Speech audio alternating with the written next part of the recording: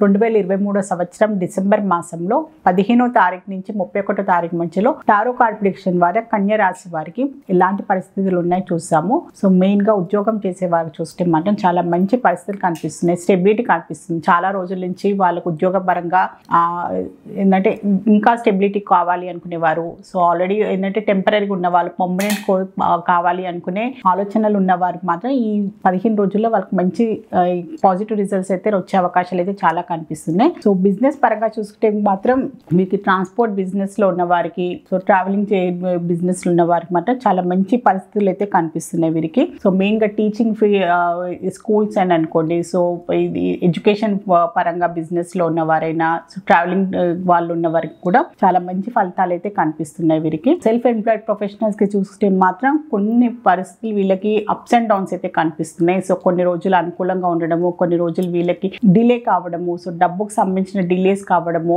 So పనులు తొందరగా ముందుకు సాగకపోవడము, అలాంటి పరిస్థితులు కూడా చాలా కనిపిస్తుంది ప్రొఫెషనల్స్ కి. సో కొంచెం చాలా ఓర్పుగా ఉండాల్సిన అవసరం ఉంది. సో కొంచెం డిలే అయితే అవుతుంది డబ్బు పరంగా, కొన్ని ట్రాన్సాక్షన్స్ అయినా కూడా వాళ్ళ ప్రొఫెషన్ పరంగా కూడా కొన్ని ఏంటంటే డిసప్పాయింట్మెంట్స్ అయితే కనిపిస్తున్నాయి. సో వాళ్ళ ప్రొఫెషన్ పరంగా గ్రోత్ లేదు అనే ఒక ఆలోచన భావన కనిపిస్తుంది. అప్స్ అండ్ డౌన్స్ అయితే చాలా కనిపిస్తున్నాయి.